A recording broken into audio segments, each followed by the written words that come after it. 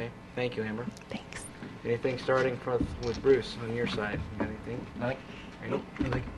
No, thank you. Nope. Michael, got anything else? Yeah, leave me with this one. Our citizens over the past week to 10 days have experienced tremendous amounts of frustration, I'm sure, with driving north or south on 2nd Avenue. The state of Nebraska has come into the community. I should make Bruce do this one. Has come into the community based on the previous transportation study and has made several adjustments to the traffic signal system.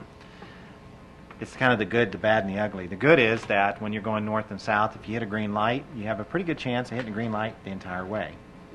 The bad is if you're trying to turn left on any street going east and west off 2nd Avenue, you might be there a while.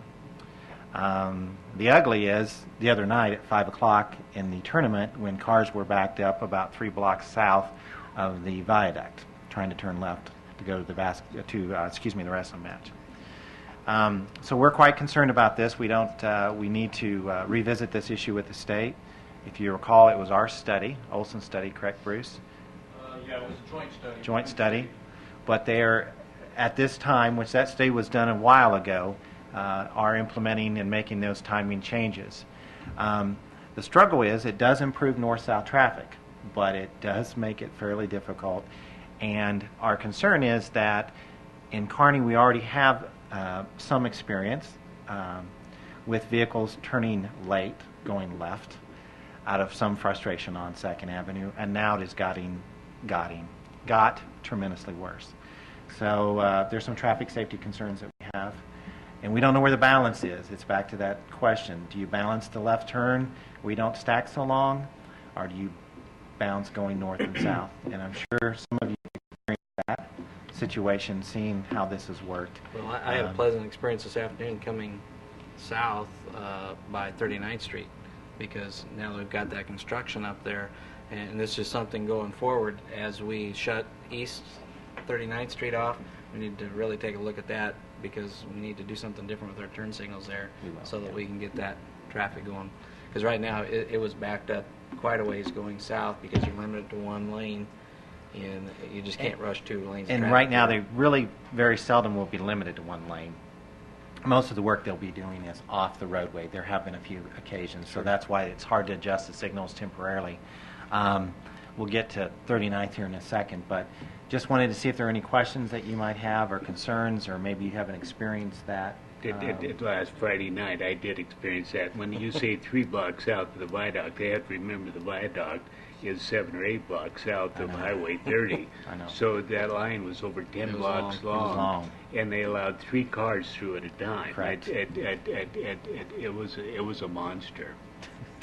When that happens, do we have the power to step in there with a well, yes. officer to stand on the corner? I kept driving back and forth debating what to do. I'd look and then hope that it would get better, and then it got worse, and I was this close to calling an officer and trying to direct traffic because it improved dramatically later, but it was I'm sure for many of our citizens coming from other parts of the Midwest that are going, what in the world's going on here? But yes, temporarily we could always have an officer direct traffic. The real issue is it shouldn't get to that point. Right. And so I think that's why we have to go revisit the state. Is there balance here? We haven't heard from citizens how great it is to go north and south without stopping, but I can assure you it is nice.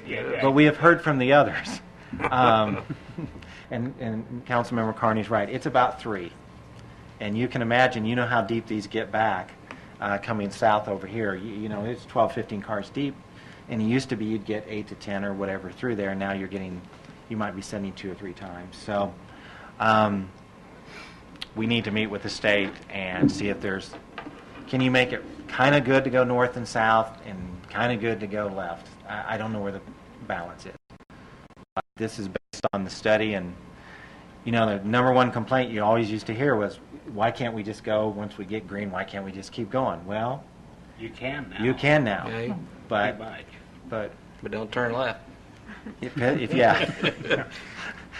You really, the thing that I looked at, I checked it the other night, coming up from way up north. It is still as quick or quicker to get and turn. because you're getting there quicker. You're waiting longer when you get there, but overall it's still about the same, I would suggest. And for many people, it's quicker who aren't turning. And I'm sure that's the intent of what they saw in the study, and that's why they're reflecting the timing that the way they are. It's not that much. It takes me 8 minutes to get to work. If I hit all the green lights, it takes me 11 minutes if I miss all the green lights. So it's a 3-minute difference. I like that extra 3 minutes, but that's dumb. Well, you're more patient than many, but we're going to evaluate it, meet with them, and brings me to the next